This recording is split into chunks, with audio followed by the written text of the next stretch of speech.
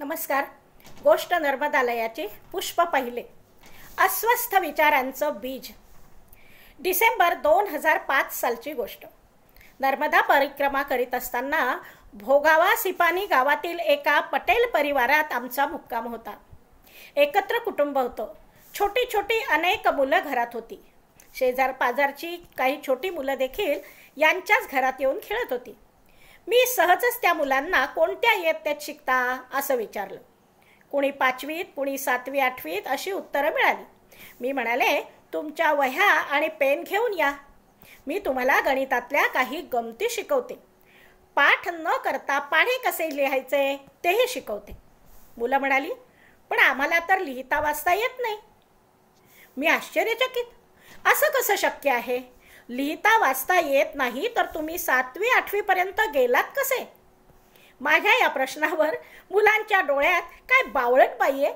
7वी 8वीचा आणि लिहिता वाचता येण्याचा काय संबंध आहे असा भाव होता. मी मात्र अस्वस्थ झाले. माझा विश्वासच बसेना.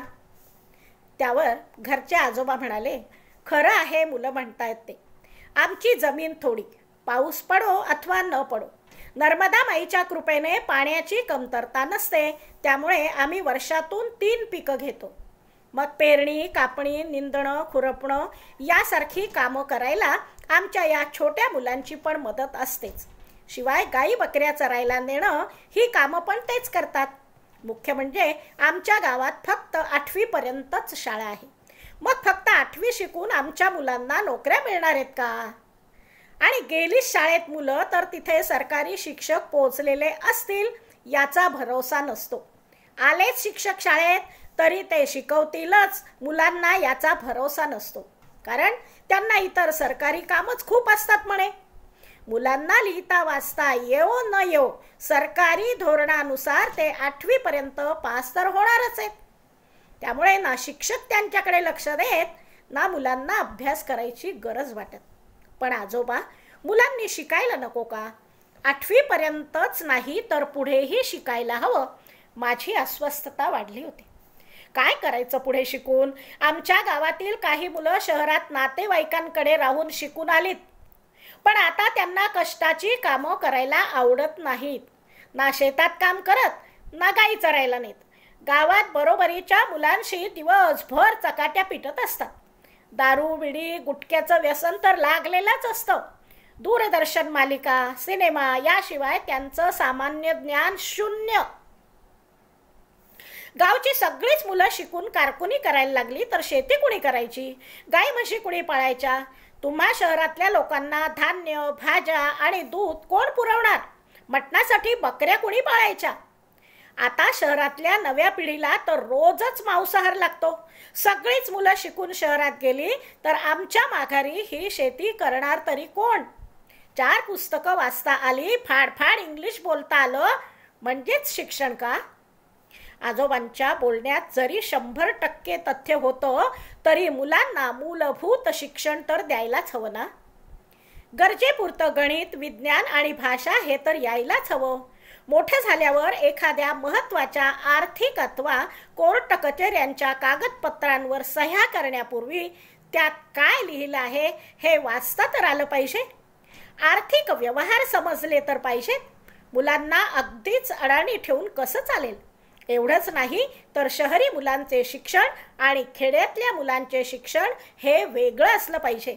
त्यात मूलभूत व्यवसाय प्रशिक्षण, शेतीचं प्रशिक्षण, जमिनीची प्रतवारी ओळखणं, पशुपालन वगैरे समाविष्ट असायला पाहिजे. हे पुन्हा प्रकर्षाने जाणवलं. मला माझं शालेय शिक्षण आठवलं. एकूणच शिक्षण पद्धतीबद्दल माझ्या मनात तेव्हाही अनेक प्रश्न होते. पण भीतीने अथवा संकोचाने ते कधी मोकळेपणाने कुणाशी बोलले नव्हते. कवयित्री बहिणाबाई, संत तुकाराम महाराज, नामदेव महाराज, जनाबाई शाळेत जाऊन व्याकरण शिकले नव्हते. मग त्यांनी कविता, अभंग यांच्या रचना कशा केल्या? शाळेत न जाता ज्ञानेश्वर महाराजांनी ज्ञानेश्वरी कशी लिहिली? माझी आई फक्त 2रीच शिकलेली आहे, पण ती इतकं शुद्ध मराठी कसं बोलते? ती नेमाने ज्ञानेश्वरी, दासबोध कशी वाचते? फक्त स्वतः वाचते असं नाही तर आमच्या कॉलनीतल्या महिलांनाही वाचून दाखवते. आणि ही अवघड पुस्तकं समजावून कशी देते? गणित, विज्ञान, इतिहास, भूगोल या विषयांच्या संदर्भात सुद्धा अनेक प्रश्न शंका मनात असायच्या. हे शिक्षण विद्यार्थी तयार करीत नाही, फक्त परीक्षार्थीच तयार करीत आहे, ही माझी पक्की खात्री होती.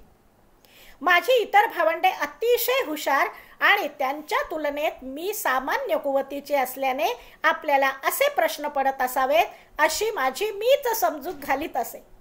गेल्या काही वर्षातलं शिक्षण तर परीक्षार्थीपेक्षाही स्पर्धार्थी तयार करीत आहे असंच वाटतं. त्यातून विद्यार्थ्यांचा समग्र विकास होताना दिसत नाही. पदवीचे कागदी भेंडोळे हातात पडल्यावर नोकरीत मला पॅकेज कितीचे मिळेल याचा विचार करणारेच युवक आज समाजात अधिक प्रमाणात बघायला मिळतात. काही वर्षापूर्वी एक व्यंगचित्र पाहण्यात आलं होतं. जंगलातल्या सर्व प्राण्यांना एकत्र बोलावून एक शिक्षक त्यांची परीक्षा घेत आहेत. त्यात मासा, बेडूक, ससा, हरिण, अस्वल, वाघ, सिंह आणि महाकाय हत्ती देखील परीक्षेसाठी रांगेत उभे होते. परीक्षा होती एका खूप उंच झाडाच्या शेंड्यापर्यंत सर्वात आधी कोण चढतो.